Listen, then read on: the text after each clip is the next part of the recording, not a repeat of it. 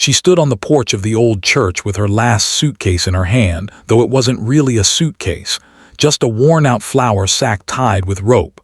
Everything she owned fit inside it: a single dress, a cracked comb, a Bible with half the pages water-stained from years of tears. Her name was Clara May Dawson. 28. Widowed, homeless, and convinced she was a burden to the whole world.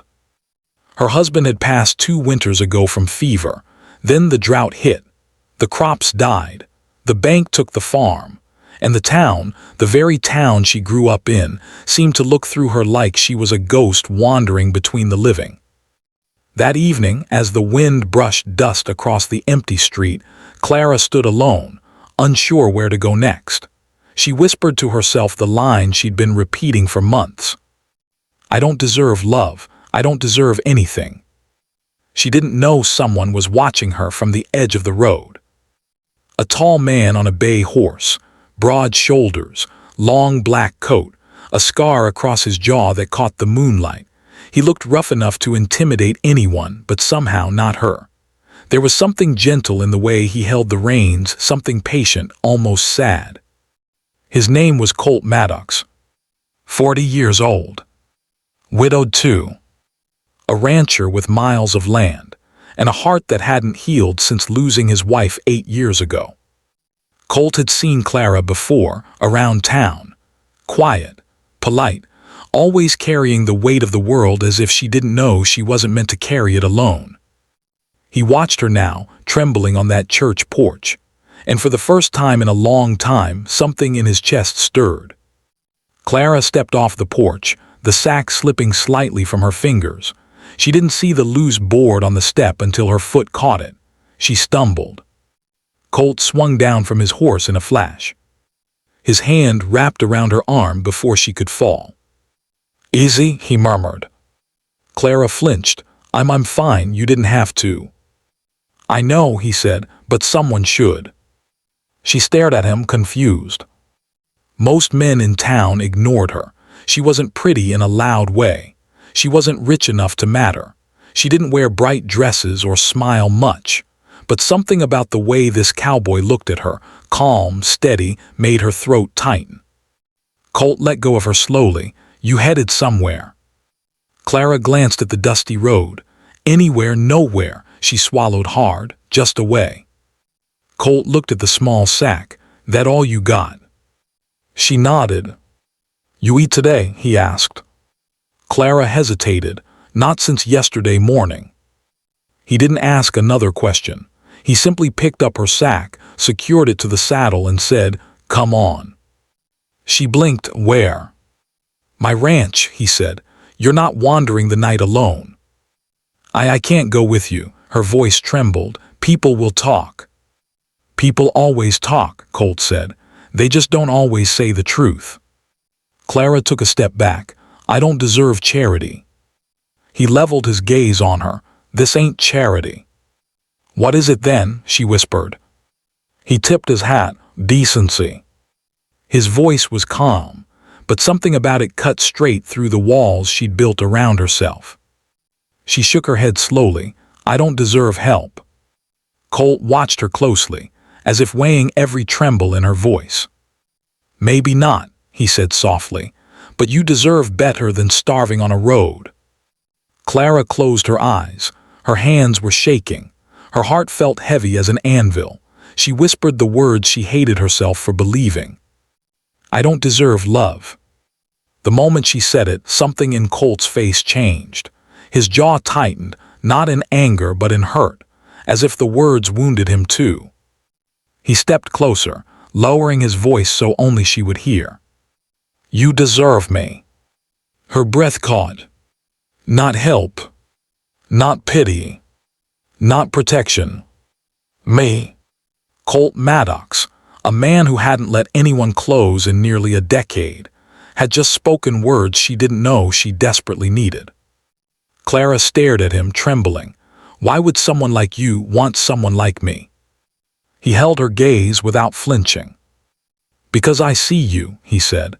"I see the way you hold yourself together even after life tore you apart. I see the strength under all that hurt. I see the good in you, and I ain't turning away." Her eyes filled with tears she didn't want him to see. "I don't know how to belong to anyone anymore."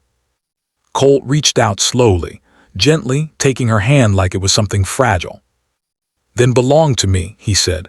"One step at a time, one day at a time. You don't have to know how, I'll show you." Clara shook her head weakly. "Colt, I can't be a burden." He took her chin softly, making her meet his eyes. "You're not a burden, you're a woman who's been carrying too much alone." His voice dropped. "Let me carry some of it." That broke her. Not with loud sobs, but with the quiet collapse of someone who had held themselves together for too long. Colt pulled her into his chest. She didn't resist, didn't think, didn't fear. She just let herself fall into the warmth of someone who didn't judge her for breaking. He held her for a long time, his coat wrapped around her shoulders, her face buried in his shirt. When she finally pulled away, he brushed a tear from her cheek. "Come home with me," he murmured, "just for tonight." Clara nodded. He lifted her onto his horse, climbed up behind her, and wrapped an arm around her to steady her. For the first time in years, Clara felt safe enough to breathe. The ride to the ranch was quiet, except for the soft thud of hooves and the rustle of the night wind. Clara leaned back against Colt without meaning to. He didn't move away. At the ranch house, large, warm, lit from inside, Colt swung down first, then lifted her gently to the ground. He opened the door for her. Inside, the home smelled of pine wood and coffee. A fire crackled. A blanket was laid neatly on the couch. Pictures of his late wife hung on the wall, but they didn't feel like warnings. They felt like memories.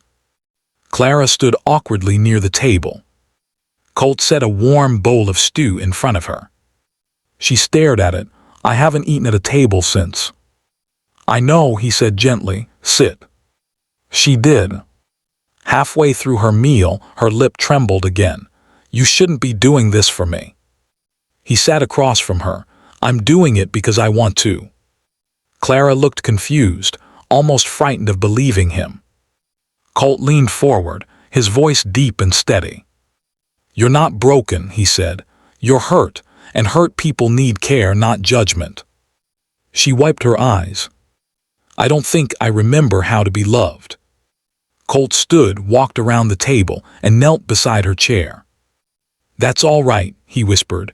"I remember enough for both of us." Clara covered her face, crying softly. Colt didn't touch her until she lowered her hands on her own. He took her shaking fingers in his. "You don't deserve to be alone," he said. "And if you'll let me, I'll prove it every day."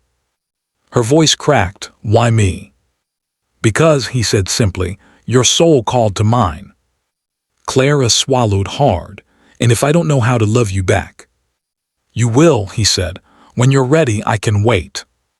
She stared at him for a long moment, her chest rising and falling too fast. Then she whispered the words that changed everything. "Colt, I want to try." His hand tightened around hers. "Then start by staying," he replied. "Stay tonight, stay tomorrow, stay until you believe what I already know." "What's that?" she asked. "That you deserve love, and you deserve me." Clara closed her eyes, letting the truth of it sink into the places inside her that had been empty for too long. Outside, the wind carried the sound of coyotes. Inside, Colt wrapped a blanket around her shoulders and sat beside her until she fell asleep. When she leaned against him, he didn't move. He just held her. Like a man who finally found the woman he didn't know he was waiting for. Like a woman who finally believed she wasn't worthless. Like two broken souls learning, in the quiet safety of a warm ranch house, that love doesn't wait for perfect people. Love finds the wounded. Love heals the lost. Love chooses the ones who stopped choosing themselves. And Clara, for the first time since she became a widow, whispered into the silence. Maybe I do deserve something good." Colt kissed the top of her head gently. "You deserve everything," he murmured. And you have me.